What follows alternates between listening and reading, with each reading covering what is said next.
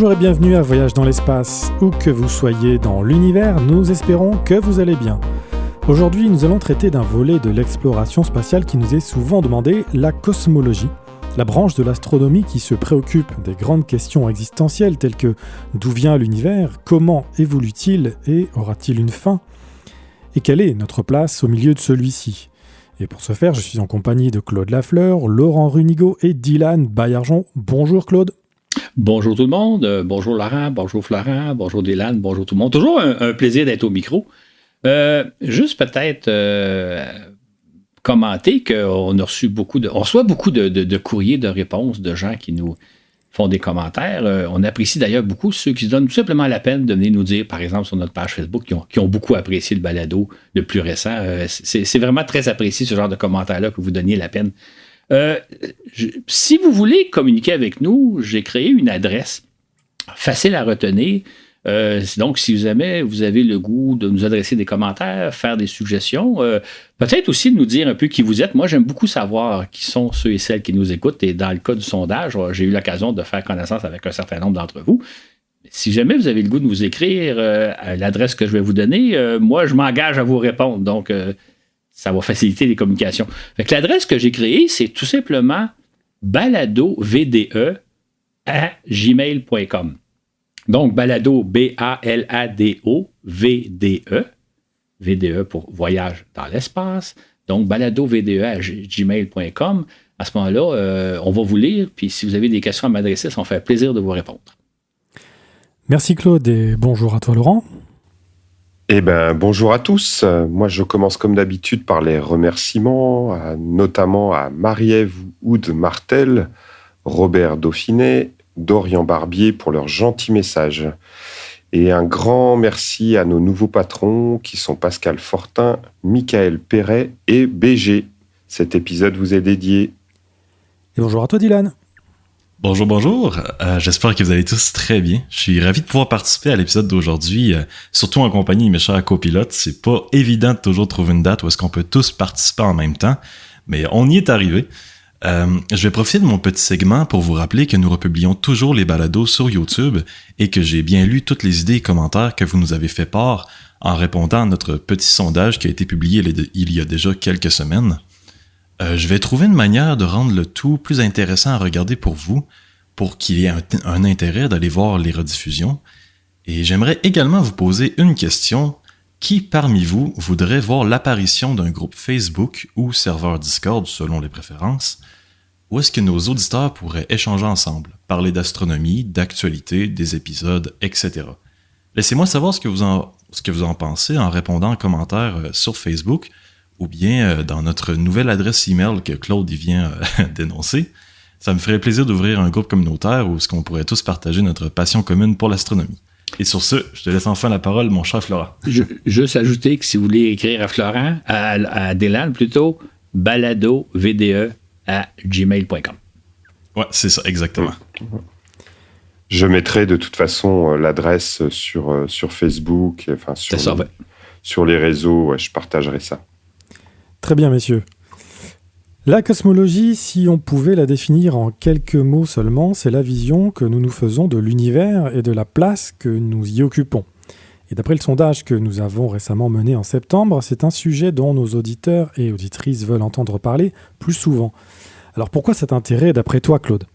En fait, ce que j'ai constaté dans les très nombreux commentaires qu'on a eus, les gens voudraient qu'on leur parle plus souvent du Big Bang, de la matière et de l'énergie noire, évidemment de l'origine de l'univers, comment tout ça a commencé, puis peut-être aussi de la fin de l'univers, est-ce qu'il y a une fin prévisible ou pas.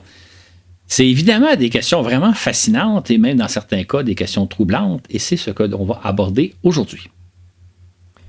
Mais avant de plonger plus avant dans le sujet, Laurent, tu vas nous apporter une précision sur 3 mots, 3 disciplines distinctes, l'astronautique, l'astronomie et la cosmologie. Donc, quelle distinction y a-t-il ?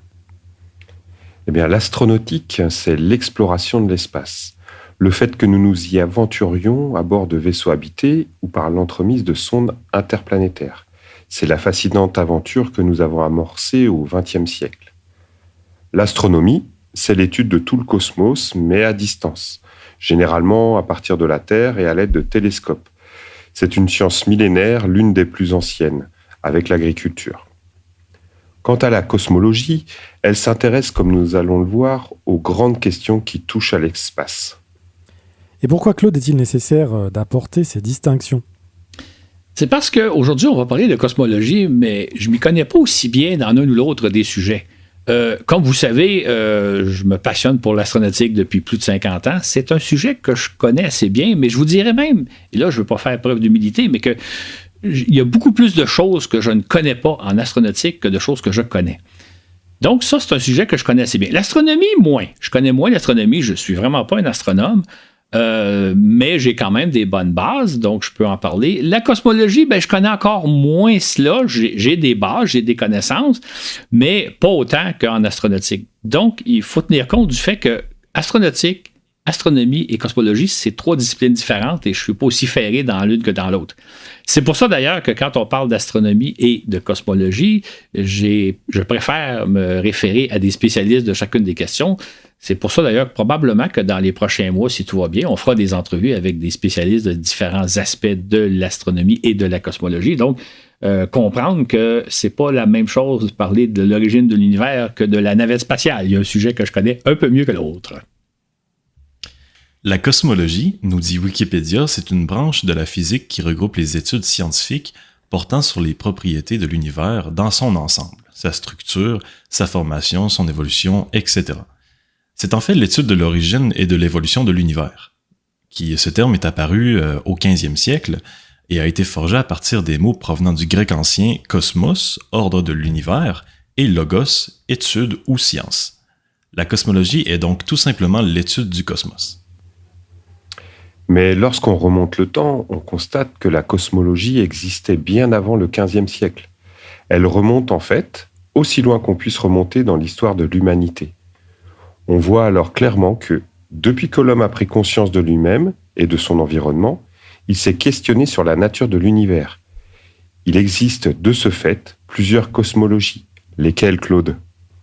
En effet, on pourrait dire que la première cosmologie qui existait, c'est une cosmologie plutôt de philosophie. C'est-à-dire que c'est une façon de penser l'univers. Comment on voit l'univers autour de nous, comment on imagine, est-ce qu'il a été créé ou pas, est-ce qu'il est en évolution ou pas. Donc, il y a comme des philosophes qui l'abordent par la pensée. Il y a une deuxième sorte de cosmologie qui, celle-là, occupe beaucoup de place dans l'histoire de l'humanité et même dans notre quotidien, c'est les cosmologies religieuses. C'est-à-dire une cosmologie où un dieu ou des dieux jouent un rôle prépondérant.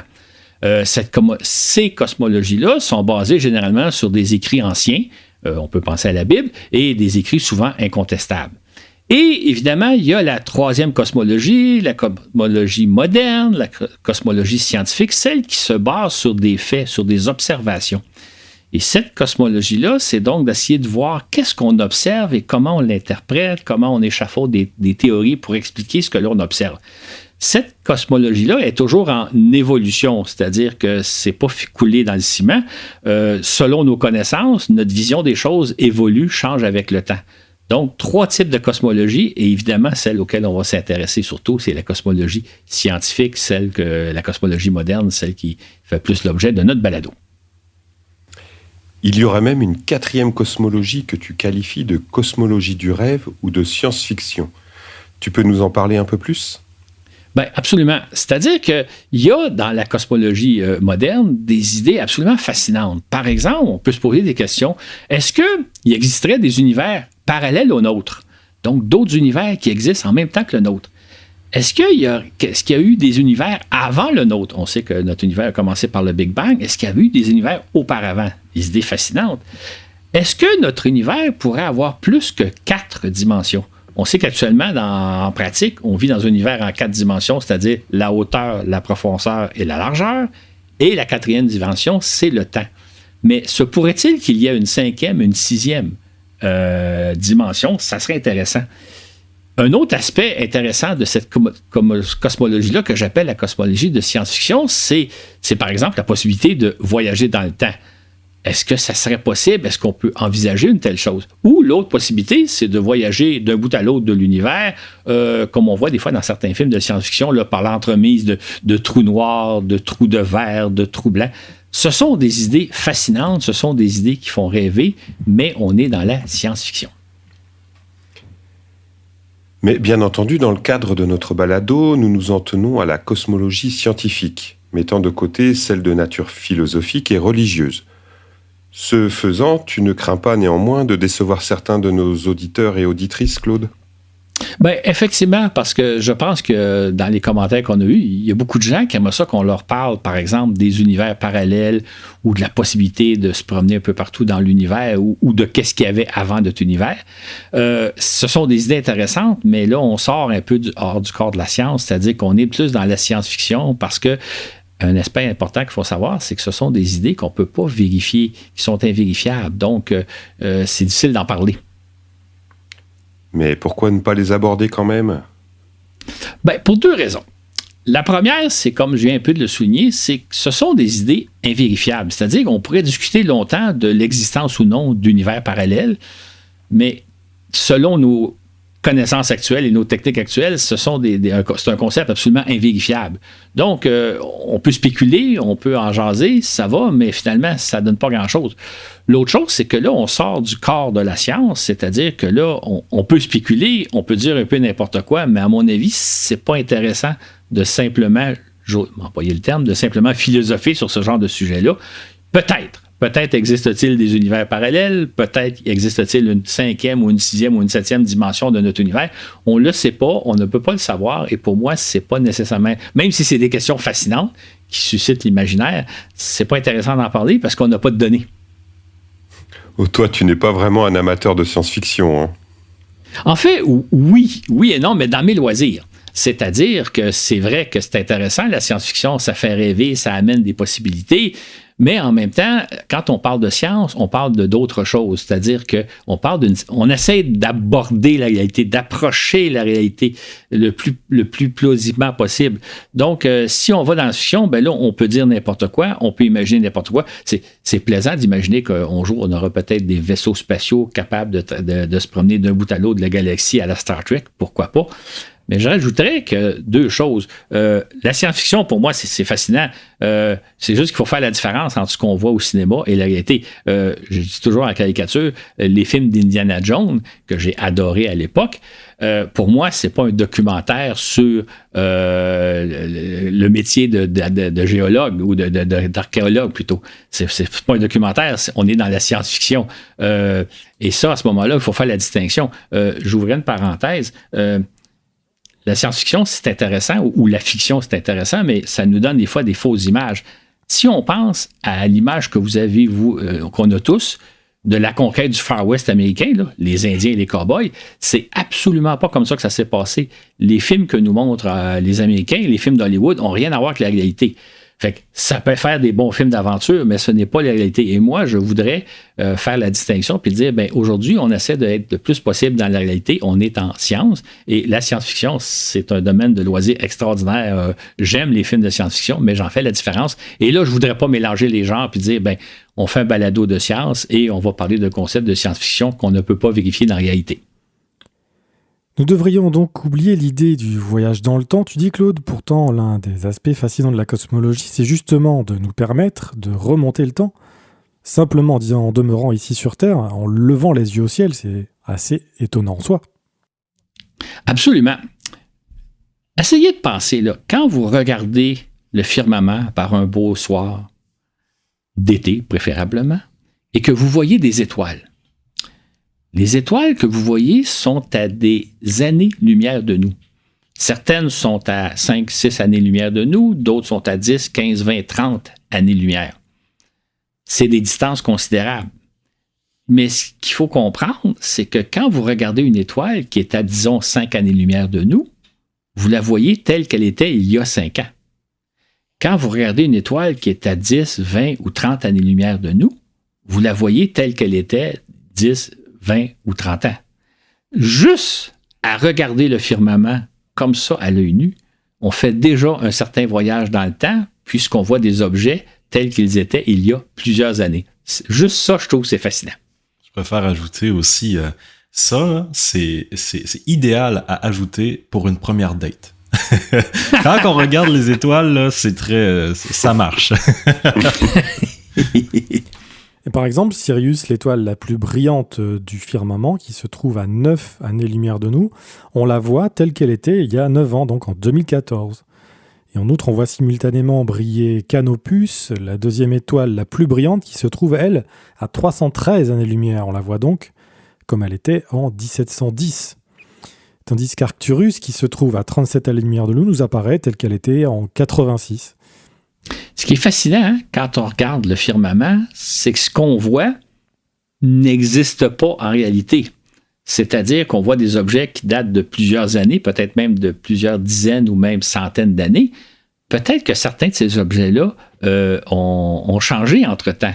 Fait que ce qu'on voit, c'est quelque chose qui n'existe pas tout à fait réellement, puisqu'il y a des objets là-dedans. Je ne pense pas qu'il y a d'étoiles qui sont disparues, mais peut-être qu'on va apprendre, par exemple, une étoile qui est à 300 années-lumière d'ici, peut-être qu'on va apprendre dans 300 ans qu'elle est disparue entre-temps.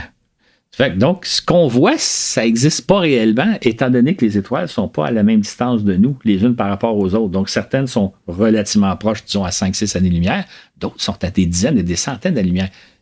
Le firmament tel quel n'existe pas. Ça peut d'ailleurs être intéressant si on observe le ciel par une belle nuit claire avec un smartphone, par exemple, avec une application qui permet d'identifier les étoiles que l'on pointe et obtenir la distance de chacune d'elles. On peut songer qu'on les voit telles qu'elles étaient il y a X années, 10, 20, 30 ans. Claude, on peut remonter jusqu'à quand à l'œil nu seulement ? Plusieurs centaines d'années, hein, comme tu as nommé une des étoiles qui est à 300 années-lumière d'ici. Donc, même si c'est possible de voir, je pense qu'on peut voir Andromède, la galaxie, à l'œil nu. En tout cas, on peut la voir avec une simple paire de jumelles. Andromède est à 2,5 millions d'années-lumière d'ici. Donc, on la voit telle qu'elle était il y a 2 millions d'années. Donc, on voit vraiment des étoiles telles qu'elles étaient il y a probablement quelques siècles. C'est pour ça d'ailleurs que utilisez votre smartphone, votre téléphone cellulaire, qu'on dit ici, pour voir, puis vous allez être surpris de voir qu'une étoile que vous voyez bien, elle est beaucoup plus loin qu'on peut l'imaginer. Et c'est assez fascinant, et c'est d'ailleurs ce que nous permet de faire le fameux télescope Webb, qui peut observer si loin qu'il nous permet quasiment d'observer les débuts de l'univers il y a plus de 13,5 milliards d'années. Et au passage, les observations de Webb ont récemment remis en cause justement cette ancienneté de l'univers, puisqu'ils ont détecté des galaxies trop évoluées pour leur âge, certains chercheurs proposant de doubler même l'âge de l'univers, qui serait de 26,7 milliards d'années. Donc plus on regarde au loin dans l'univers, plus on remonte le temps, c'est fascinant. Exactement, c'est fascinant. D'ailleurs, c'est intéressant quand je disais que la cosmologie moderne est en évolution, elle n'est pas statique. On a un bel exemple avec les plus récentes observations du télescope Webb. En fait, ce qu'il faut comprendre, hein, avec un télescope, on remonte le temps encore beaucoup plus loin que quand on regarde le ciel à l'œil nu. Donc, avec des télescopes, on peut voir des objets qui datent de plusieurs siècles, s'ils sont à plusieurs centaines d'années-lumière de nous. On peut même remonter presque au début de l'univers avec des télescopes comme Hubble et Webb. Donc, à regarder le ciel avec des appareils, on remonte véritablement le temps, on recule de milliers d'années, sinon même de milliards d'années. C'est fascinant quand on y pense. Lorsqu'on regarde le Soleil, il faut se rappeler aussi qu'on le voit tel qu'il était il y a 8 minutes et 20 secondes, puisqu'il se trouve à 8,3 minutes lumière de nous. Tandis que la Lune nous apparaît, elle, telle qu'elle y était, il y a 1,3 secondes. Lorsque je regarde le ciel, simplement la Lune, je me pose toujours comme question, à quelle distance se trouve la Lune? Est-ce qu'on peut penser, quand on regarde la Lune, qu'elle est à quelques kilomètres au-dessus de notre tête ou peut-être à une centaine de kilomètres au-dessus de notre tête? Juste à le regarder, on ne le sait pas. Bien sûr, on sait. On sait que la Lune est à 385 000 km de la Terre. On le sait parce qu'on regarde dans des encyclopédies, on regarde sur Internet. En même temps, se figurer cette distance-là, qu'est-ce que ça veut dire, 385 000 km? Je ne le sais pas. Donc, juste à regarder le ciel, on a déjà affaire à des distances qui sont difficilement imaginables parce que, je vous disais tantôt, les étoiles sont à des années-lumière de nous. Ça veut dire quoi, ça? Une année-lumière, ça représente quoi? Je peux vous donner le chiffre en termes de kilomètres, c'est 10 milliards de kilomètres, mais ça veut dire quoi, une étoile qui est à X années-lumière de nous? C'est des distances déjà inimaginables, même dans le cas de la Lune, qui est tout simplement à 385 000 kilomètres de nous. Une autre question qui nous intrigue tous, c'est bien entendu celle de nos origines. En supposant qu'il y ait un commencement, à quand remonte le début de l'univers? Quand est-ce que la Terre s'est-elle formée? Et quand est-ce que la vie est apparue sur Terre? Et même les premiers hommes. C'est amusant de penser que dans le cas des cosmologies religieuses, ça a toujours été évident qu'il y a eu un commencement. Pour eux autres, ça allait de soi. Donc, l'univers a commencé un jour, il a été créé par un Dieu, et après ça, l'univers a évolué. Et c'est ce que l'on observe évidemment aussi dans la cosmologie moderne, mais c'est amusant que pour nos ancêtres, ça a toujours été évident qu'il y a eu un début de l'univers. Curieusement, c'est aussi ce que constate notre cosmologie. L'univers est apparu à la suite d'un foudroyant Big Bang il y a 13,8 milliards d'années. Quant à la Terre, elle s'est formée il y a 8,5 milliards d'années, tandis que la vie y est apparue moins d'1 milliard d'années plus tard. Par contre, les premiers hommes ne datent qu'il y a 3 millions d'années tout au plus. Quant à l'Homo sapiens, c'est-à-dire notre espèce, il ne remonterait qu'à 300 000 années seulement. On vient de vous lancer des chiffres. On parle de 13,8 milliards d'années, 4 milliards et demi d'années, 3 millions d'années, 300 000 ans. C'est difficile de comprendre exactement de quoi on parle. Ça semble un peu des chiffres plus ou moins semblables. Or, ce qui est important de retenir, c'est la différence qu'il y a quand on parle de milliards d'années, de millions d'années et de milliers d'années. C'est vraiment pas la même chose. Pour s'en faire une idée, je vais vous proposer un petit jeu, juste pour se donner une idée de c'est quoi la différence entre 1000 millions milliards. Je vais vous proposer, sans faire de calcul, juste à l'œil, de vous essayer de figurer, si je vous demande 1000 secondes, ça correspond à combien de temps? Si je vous demande 1 million de secondes ou 1 milliard de secondes. Sans faire de calcul, juste à l'œil, est-ce que 1000 secondes, on parle de plus ou moins une heure, une journée, une semaine, un mois, etc. Donc, sans faire de calcul, imaginez-vous là, si je vous demande 1000 secondes, d'après vous, ça correspond à quel laps de temps approximatif? 1 million de secondes, ça correspond à combien de temps approximatif? Et 1 milliard de secondes, ça correspond à combien de temps approximatif? Et la réponse est la suivante. 1000 secondes, ça correspond à 16,7 minutes. Donc, grosso modo, un quart d'heure. 1000 secondes, c'est à peu près un quart d'heure. 1 million de secondes, ça correspond à 11,6 jours. Donc, grosso modo, 2 semaines. 1000 secondes, un quart d'heure. 1 million de secondes, 2 semaines. 1 milliard de secondes, c'est 32 ans.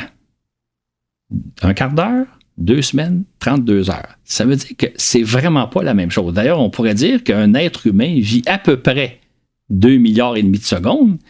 Et moi, je calcule qu'à l'âge que j'ai rendu, il me reste à peu près, si tout va bien, 1 milliard de secondes à vivre. Ça veut dire que c'est quelque chose d'important quand on parle que l'univers date de 13,8 milliards d'années et que, par exemple, les premiers hommes sont apparus il y a 3 millions d'années. On ne parle vraiment pas de la même chose. Donc, toujours faire une distinction parce que des fois, on lance des chiffres puis on sait que 1 milliard, c'est plus gros qu'un million, puis qu'un million, c'est plus gros que 1000, mais la différence, elle est énorme. Retenons ça, pour ça que quand on parle de l'apparition de l'homme puis l'âge de l'univers, c'est deux choses totalement différentes. Si donc on considère que l'univers existe depuis 13,8 milliards d'années, mais que l'homme est apparu sur Terre il y a 3 millions d'années, notre présence sur Terre représente qu'environ 1/10 de millième de l'existence de l'univers. Une autre façon de se figurer la chose, c'est, imaginons qu'on condenserait toute l'histoire de l'univers en une seule journée. C'est-à-dire qu'au début de notre journée, il y a eu le Big Bang, il y a 13,8 milliards d'années, et aujourd'hui, on est rendu en l'an 2023. À cette échelle, donc 13 milliards d'années réparties sur 24 heures, à cette échelle, les premiers hommes, là, les hommes préhistoriques, nos lointains ancêtres, sont arrivés dans les 13 dernières secondes de cette journée. Et nous, l'Homo sapiens, notre espèce, est arrivée dans la dernière seconde de l'histoire de l'univers. Tout ça pour dire qu'on est vraiment, vraiment des nouveaux arrivants dans l'univers. On vient tout juste de débarquer dans la dernière seconde de la journée qui constitue l'univers. Dans le cas de la cosmologie scientifique, on considère que l'univers est né à la suite d'une inimaginable explosion, le fameux Big Bang, qui serait survenu il y a environ 13,8 milliards d'années.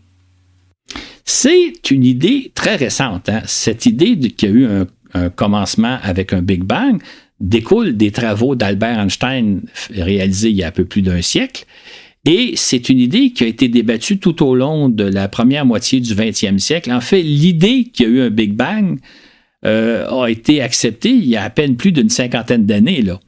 C'est une idée très récente de penser qu'il y a eu un Big Bang il y a 13 milliards d'années et qui a mené jusqu'à aujourd'hui. Ça date simplement de moins d'un siècle. En effet, cette conception a été propulsée par les travaux d'Edwin Hubble et de Georges Lemaître qui, dans les années 1920, ont mis en évidence le fait que toutes les galaxies s'éloignent de nous. Surtout, plus une galaxie est éloignée de nous, plus sa vitesse de fuite est élevée. Tout se passe comme si l'univers se dilatait et était en expansion. Vous pouvez écouter à ce sujet notre balado 58, Georges Lemaître, le père du Big Bang. C'est une idée époustouflante quand on y pense. C'est-à-dire que l'univers est en expansion. De plus en plus, les galaxies s'éloignent les unes des autres et elles s'éloignent d'autant plus vite de nous qu'elles sont distantes de nous. Et ça a donné l'idée à Georges Lemaître de proposer le processus inverse. C'est-à-dire que si l'univers est en expansion, il doit y avoir un moment donné où on peut faire reculer le processus pour arriver au jour où l'univers n'était concentré que dans une toute petite particule. C'est une idée révolutionnaire, en fait, tellement révolutionnaire que ça a pris des décennies à bon nombre d'astronomes pour l'accepter. Aujourd'hui, tout le monde, je pense, à peu près accepte cette idée-là, mais c'est une idée révolutionnaire qui a demandé des décennies et des décennies de conjectures, de débats scientifiques pour en arriver à l'accepter. C'était en effet une idée révolutionnaire, car jusque-là, on estimait que l'univers était statique, que tout était immobile et immuable, que rien ne changeait, à part quelques étoiles qui explosaient de temps à autre. C'est dire que selon ce que pensaient les astronomes, il y a moins de 100 ans, l'univers avait toujours existé tel qu'il était depuis sa création, comme l'imaginaient d'ailleurs les cosmologies religieuses. Exactement. D'ailleurs, pour la plupart des cosmologies religieuses, l'univers ne daterait que de quelques milliers d'années, ou peut-être même quelques dizaines de milliers d'années. L'univers était très récent. D'ailleurs, c'est au Moyen Âge, si je m'abuse, qu'un moine chrétien avait fait des calculs à partir de la Genèse biblique, montrant que la création de l'univers datait d'à peu près 6000 ans. C'était donc un phénomène très récent. Et tout ce temps-là, jusqu'au début du 20e siècle, jusqu'au milieu même du 20e siècle, pourrait-on dire, les astronomes considèrent pour leur part que l'univers était statique, que l'univers était stable, que rien ne changeait sinon quelques étoiles qui explosaient, là. Mais je veux dire, c'est évident que l'univers était immuable. C'est donc dire, lorsque les observations d'Edwin Hubble et de Georges Lemaître ont proposé que non, l'univers est en expansion, ça a été tout un choc parce que jusqu'à ce moment-là, on considérait que l'univers était immuable et que tout allait bien, que tout était simple.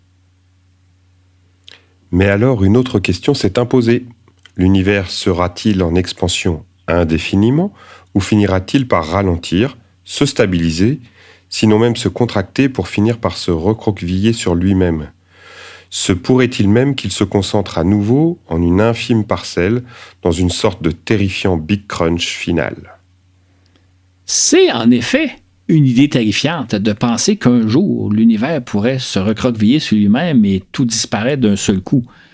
C'est la grande question que les astronomes se posent. Se pourrait-il qu'on assiste éventuellement à une espèce de foudroyant Big Crunch?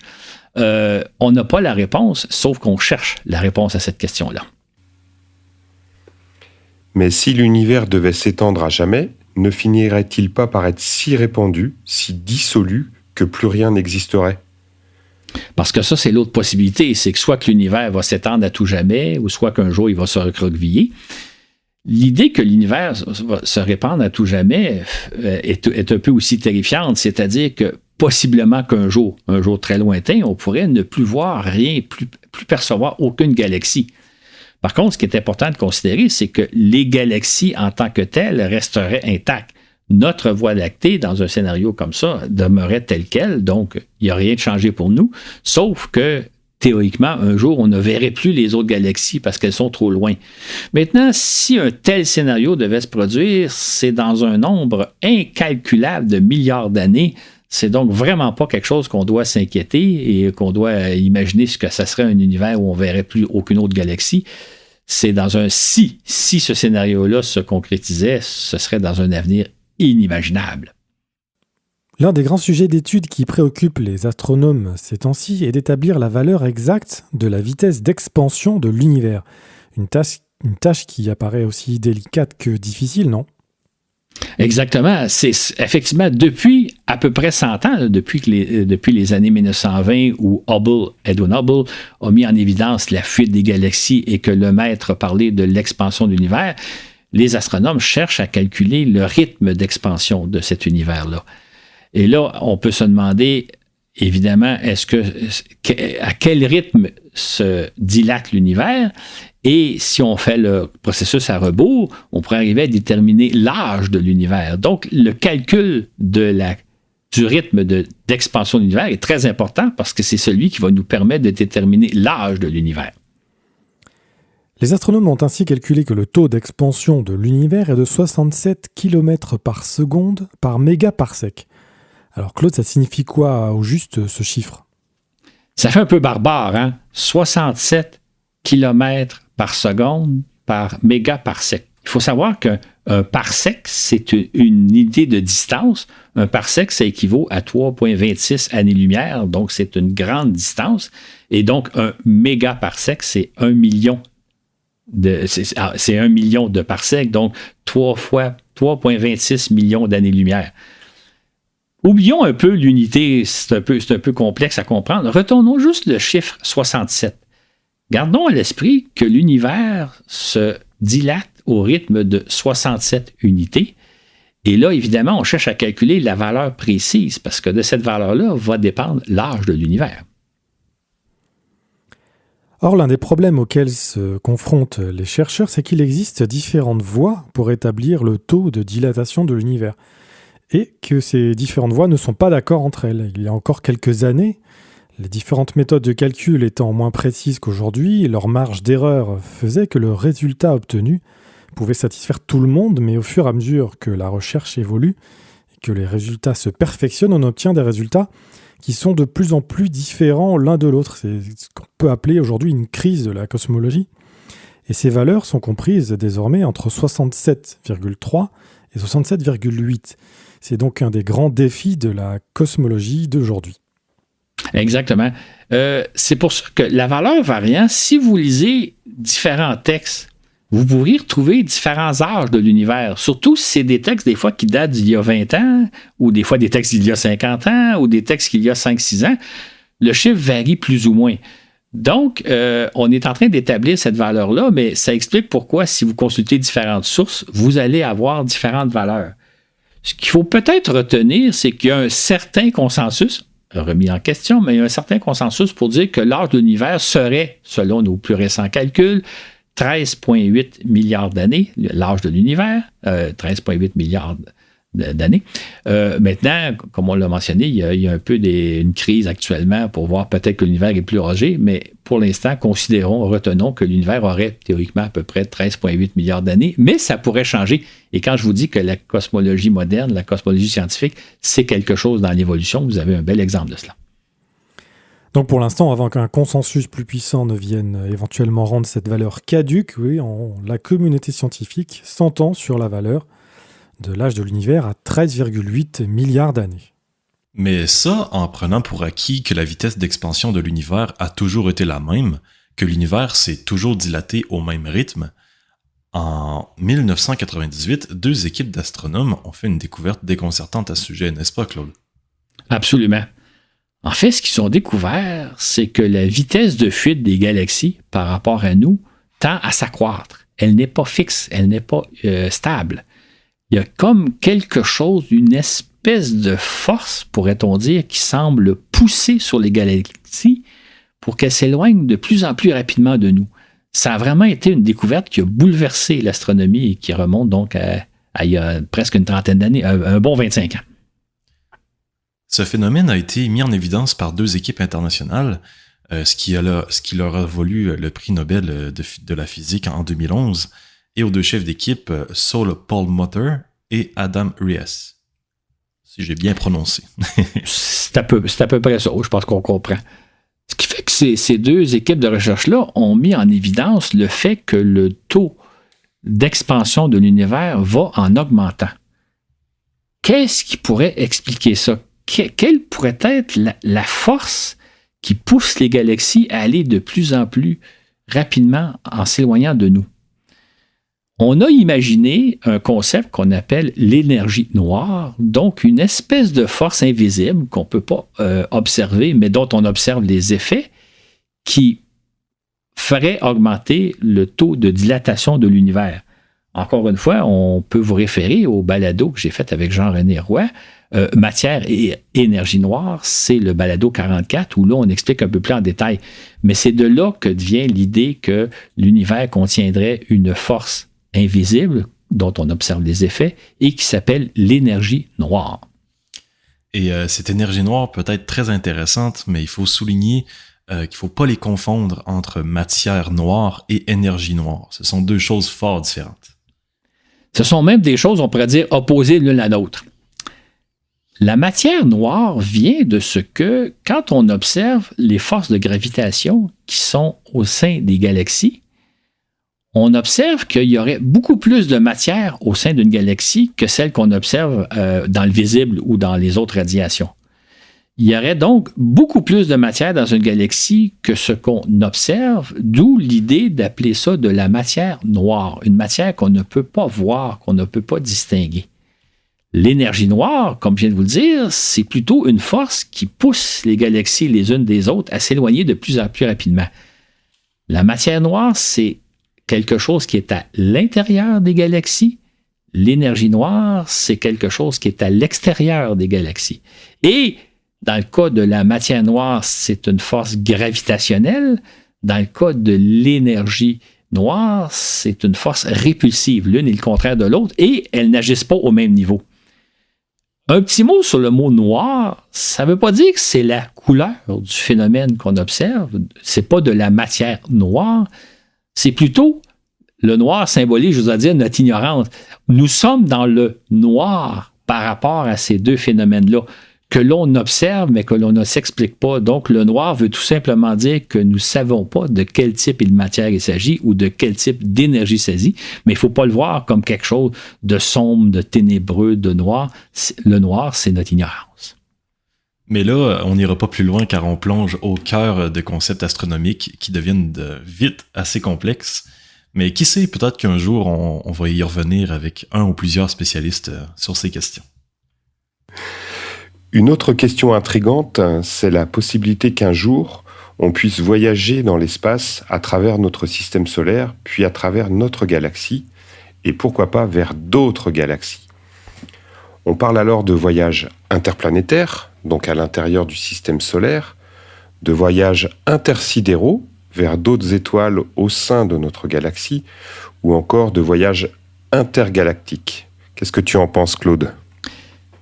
Ça fait rêver, hein? Ça fait rêver d'imaginer qu'un jour, on pourrait se balader à travers le système solaire, aller vers d'autres étoiles et qui sait même sortir de notre galaxie. C'est de fabuleux concepts de science-fiction. Le problème, c'est qu'on a de la difficulté à se figurer c'est quoi les distances interplanétaires, les distances interstellaires et les distances intergalactiques. On peut vous sortir des chiffres, mais comment le figurer? Et quand on se le figure comme il faut, on voit que on a affaire à toute autre chose que simplement d'aller sur la Lune. Eh bien, commençons par les voyages interplanétaires. On en fait déjà par l'entremise de nos sondes spatiales. Absolument. Prenons juste l'exemple d'aller sur la Lune, donc l'objet le plus proche de nous, notre voisine. Si on y va en vol direct, ça prend 3-4 jours. Et je disais tantôt que la Lune était à 385 000 km de nous, c'est tout proche. Donc, on peut y aller en vol direct en 3-4 jours. Maintenant, comme on l'explique dans le balado 108, la reconquête de la Lune, il y a d'autres façons d'aller à la Lune qui prennent beaucoup plus de temps, mais qui demandent moins d'énergie. On peut parvenir à la Lune en envoyant des sondes qui prennent quelques semaines, sinon même quelques mois pour se rendre à la Lune. Et à ce moment-là, on économise l'énergie. Évidemment, dans le cas des sondes, on peut prendre son temps. On peut envoyer une sonde qui va prendre 6 mois pour se rendre à la Lune, pourquoi pas. Dans le cas d'équipage, ben là, on y va en vol direct. Mais quand on y va en direct en 3-4 jours, ça demande beaucoup plus d'énergie, et ça, tout simplement pour aller à la Lune. La règle est donc, plus on prend son temps, moins ça coûte cher en énergie. Et c'est ce qui importe avant tout lorsqu'on explore le système solaire à l'aide de robots. Est-ce que c'est le même principe qui s'applique à l'exploration des planètes ? Absolument. Juste pour prendre un exemple, imaginons d'aller à la planète Mars. Théoriquement, on pourrait y aller en moins de 3 mois si on se donnait une très grande poussée au décollage et, rendu à l'autre bout, un gros freinage. Parce que c'est ça le problème que ça pose. Plus vous allez rapidement vers un objet, plus vous arrivez à cet objet-là à haute vitesse, plus ça va vous demander de freiner, donc d'énergie. C'est un peu comme, vous avez peut-être déjà vu des automobilistes qui, lorsque le feu rouge passe au vert, ils mettent la pédale dans le plancher et ils vont à vive allure jusqu'au prochain feu rouge. Mais à ce moment-là, il faut qu'ils freinent parce qu'ils ont acquis beaucoup plus de vitesse.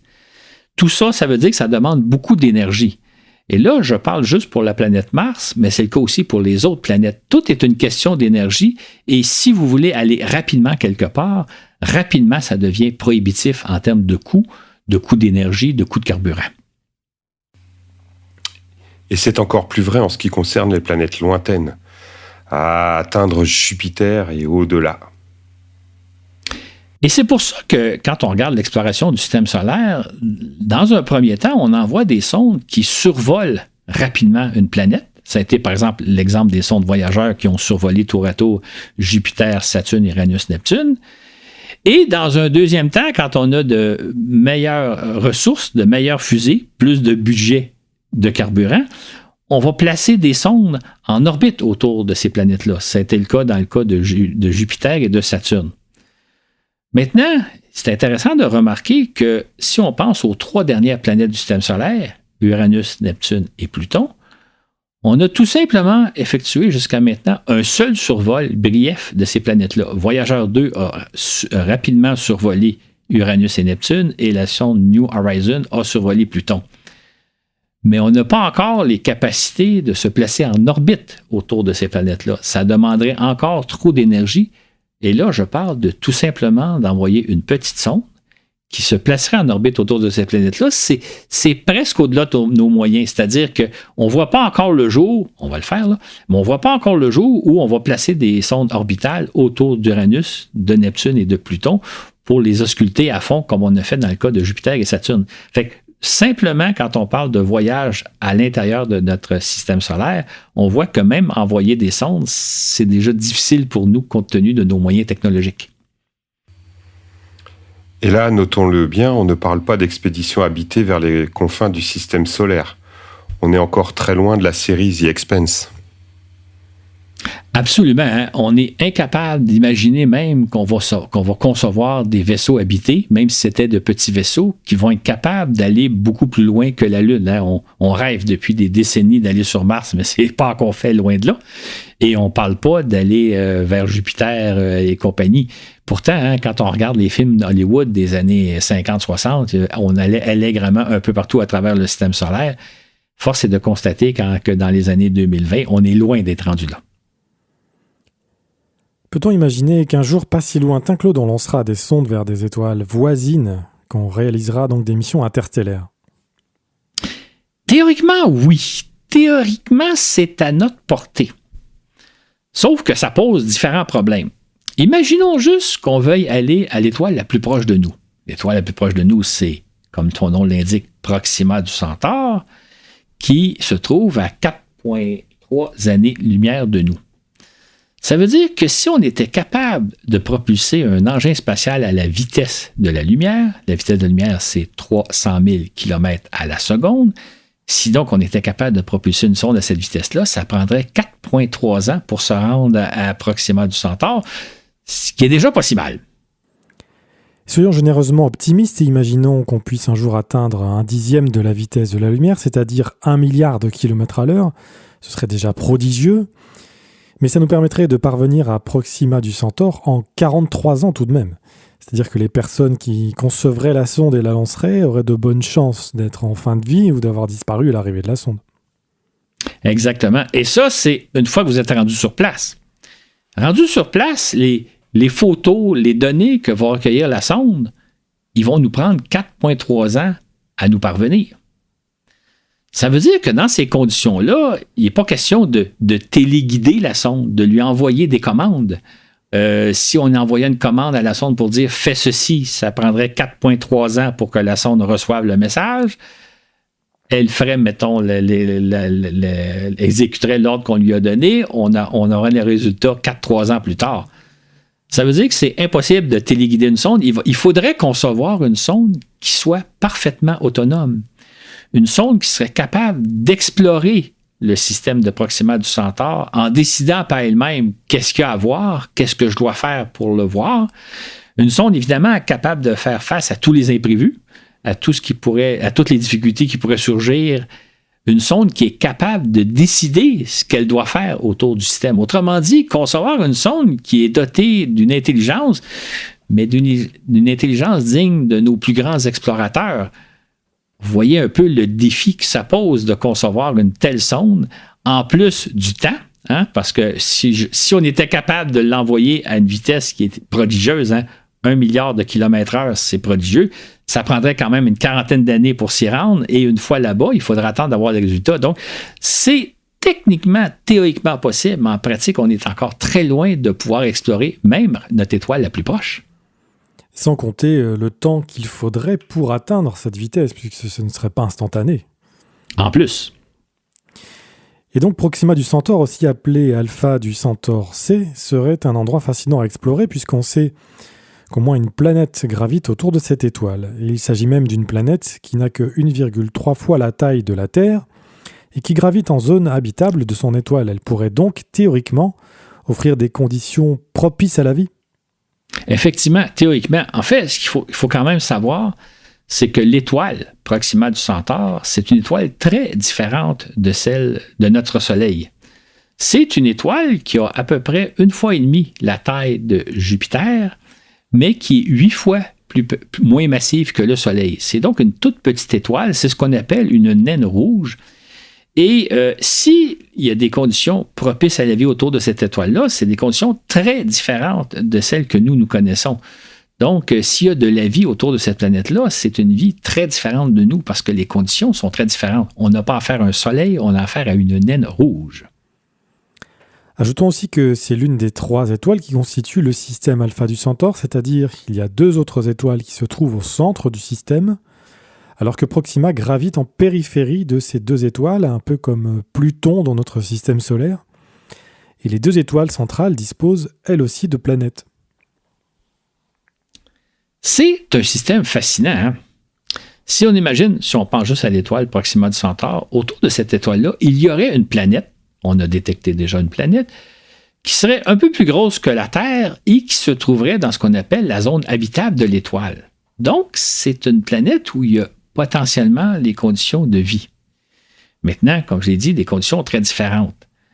Mais si on pense simplement à cette étoile-là, elle nous offre le potentiel. Elle est accessible, même si elle est très loin de nous, et pourtant, c'est l'étoile la plus proche de nous. Imaginez maintenant explorer les autres étoiles ailleurs dans la galaxie. C'est tout un défi que ça représente.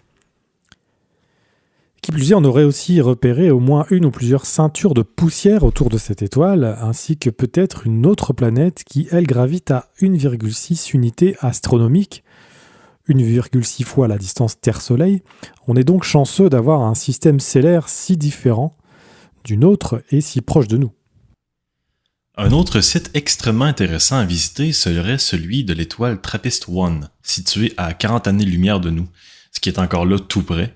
L'intérêt de cette étoile, c'est qu'on a repéré autour d'elle au moins 7 planètes rocheuses aux dimensions semblables à celles de la Terre, et qui plus est, plusieurs de ces planètes seraient situées dans la zone habitable de l'étoile. Maintenant, encore une fois, cette étoile-là, TRAPPIST-1, est très différente de notre Soleil.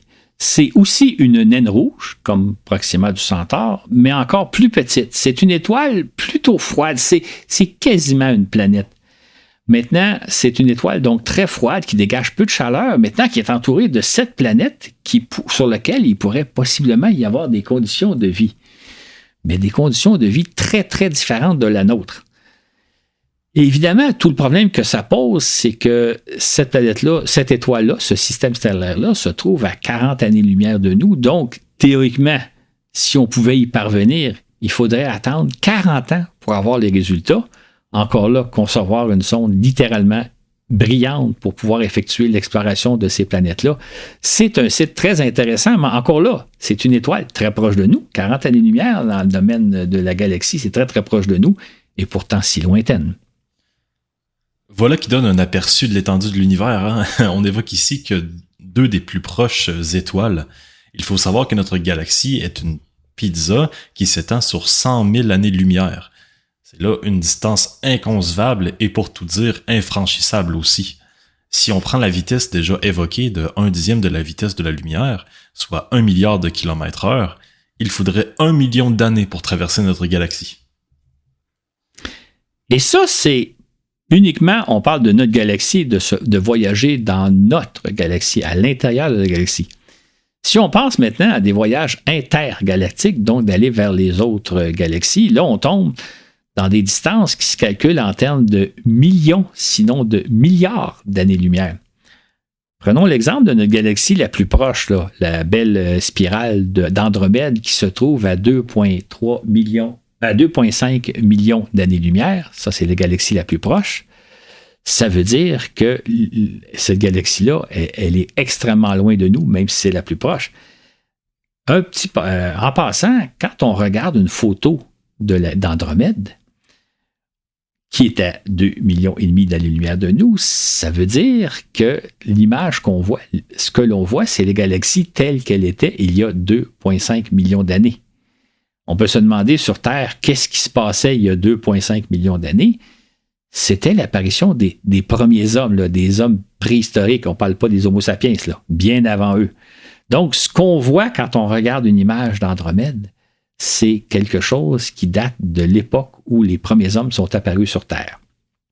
Je vais juste rajouter, ça on parle de la galaxie la plus proche. Fait que quand on envisage d'éventuels voyages intergalactiques, donc vers d'autres galaxies, autant dire que c'est inimaginable étant donné les distances, parce que là, on parle de millions, de centaines de millions, sinon même de milliards d'années-lumière de nous. Donc, on ne pourra jamais sortir de notre galaxie. Moi, je vous conseille, pour illustrer les propos là, que vous venez d'entendre, si jamais vous connaissez un spectacle qu'on trouve en vidéo, c'est l'Exoconférence d'Alexandre Astier. Alors, les Français, ça va leur parler. Hein, c'est celui qui fait la série Kaamelott, qui est un féru d'astronomie. Peut-être qu'à nos compatriotes canadiens, ça parlera aussi. Mais il illustre bien ses propos dans cette conférence. Donc, l'Exoconférence. OK. Ça serait peut-être bon de mettre le lien dans notre présentation. Moi, j'ai une dernière question qui intrigue ou qui inquiète beaucoup de monde. L'univers aura-t-il une fin et par là même, l'humanité aura-t-elle une fin, Claude? À la première question, l'univers aurait-il une fin? On doit répondre qu'on ne le sait pas. Par contre, dans le cas de l'humanité, on le sait. En fait, ce qu'on sait, c'est que dans environ 4 milliards d'années, notre Soleil va se mettre à se dilater, grossir, jusqu'à atteindre à peu près la dimension de l'orbite de la Terre. Et évidemment, à ce moment-là, il va réduire en centre la Terre. Donc, on sait, hélas, que l'humanité, que la Terre entière va disparaître dans 4 milliards d'années, et ça bien avant, donc, une fin possible de l'univers. Ça peut paraître effrayant de penser qu'éventuellement tout sera balayé et que nous disparaîtrons à jamais, mais on a aussi d'autres raisons de disparaître, notamment des catastrophes. Il y a eu des extinctions de masse tout au long de la vie de la planète, donc je pense qu'on a moins à se soucier de la fin du Soleil que d'autres choses, même si c'est très loin. Et je pense aussi qu'on peut appeler ces extinctions de masse des filtres. Quand on regarde tout au long de l'histoire de l'humanité, il y a eu plusieurs filtres, des morts par milliers, des espèces qui s'éteignent, etc. Donc, c'est à voir si nous, notre grand filtre est à venir ou si on l'a passé. On n'est pas très optimiste. Mais même là, supposons qu'on imagine que l'humanité lui reste encore 4 milliards d'années à vivre. C'est un chiffre vite dit, mais c'est un chiffre considérable. Pour revenir à notre image qu'on avait au début du balado, quand on disait, si on condense l'histoire de l'univers, 13 milliards, 0.8 d'années, en une seule journée, imaginons qu'on est au début d'une deuxième journée, qui va durer l'équivalent de 13,8 milliards d'années, et nous sommes à la première seconde de cette année. Et n'oubliez pas que dans l'image qu'on avait dit en début du balado, les premiers hommes sont apparus dans les 13 dernières secondes de la première journée de l'univers, et l'Homo sapiens, notre espèce, est apparue dans la dernière seconde. Donc là, actuellement, on pourrait dire qu'on est au début d'une nouvelle journée dans la première seconde, et une première seconde, ça dure 150 000 ans, et il nous reste encore à peu près 8 heures de vie, le tiers de cette journée-là. Donc, on est juste à la première seconde. J'oserais presque dire, profitons du temps présent, parce que c'est énorme le temps qui nous reste devant nous, même si on peut le résumer en disant il ne reste que 4 milliards d'années à l'humanité. C'est beaucoup, 4 milliards d'années. C'est énorme.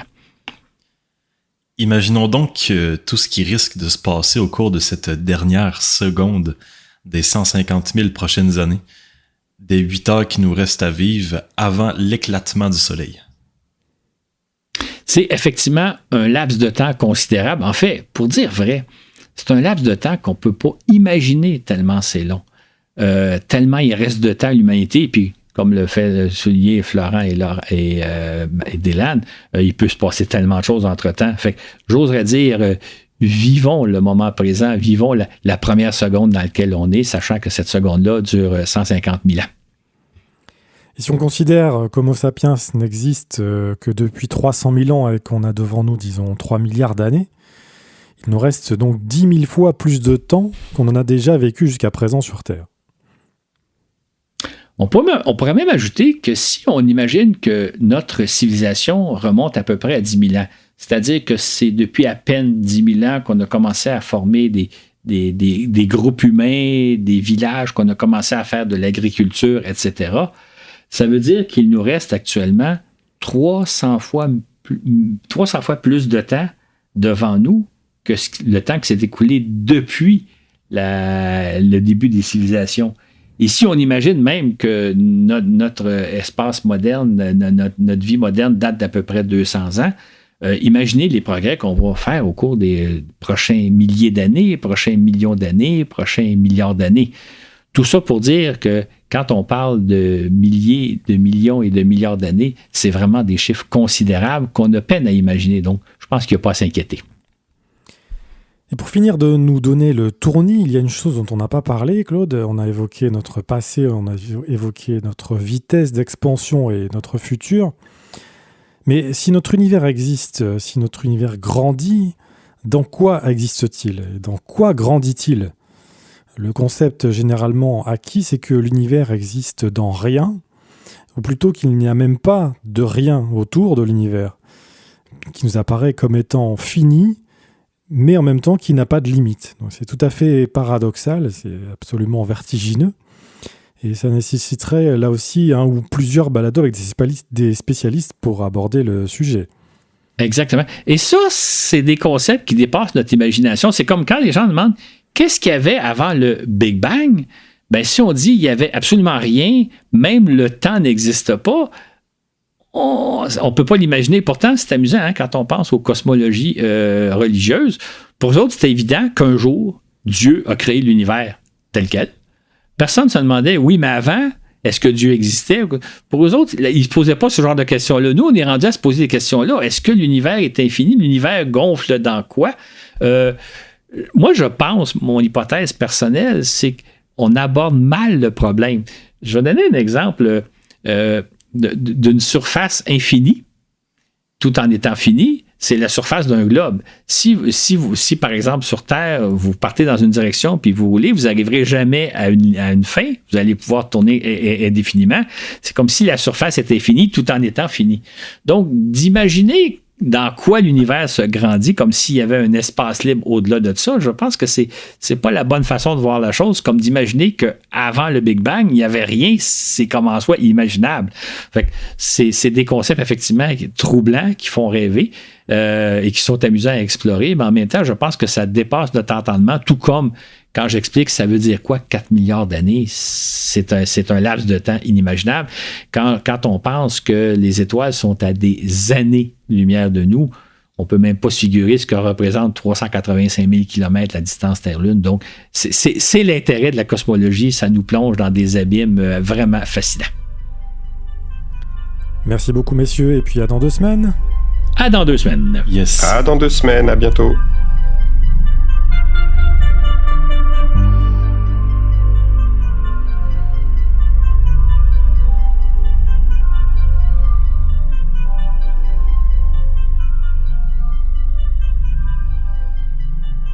J'espère que vous avez apprécié cet épisode. Nous remercions une fois de plus toutes les personnes qui nous soutiennent, que ce soit avec un message ou un support financier. Ce balado vous a été présenté par Florent Meunier, Laurent Runigo et Dylan Baillargeon sur un texte de Claude Lafleur. Où que vous soyez dans l'univers, nous vous disons à bientôt pour un autre voyage dans l'espace.